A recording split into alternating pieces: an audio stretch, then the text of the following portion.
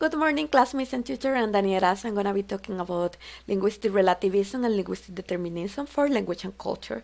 So linguistic relativism was created by Worth when he was studying Uto-Aztec and language Hopi, and he discovered that the language doesn't have a grammar-based structure to express time, either in present, past, or future, but actions were understood as being completed or that needed to be completed or repeated. As a result, he theorized that languages can shape the way a group of people think, and more extreme interpretations of this theory can be called linguistic determinism, which says that knowledge and concepts are limited and cannot be passed through one language to another because of the lack of vocabulary. As an example, we have here these squares in color blue, and in English blue is just one concept and we can understand the different shapes that exist, while in Russian there is a sini for dark blue and gulbi as a result for light blue.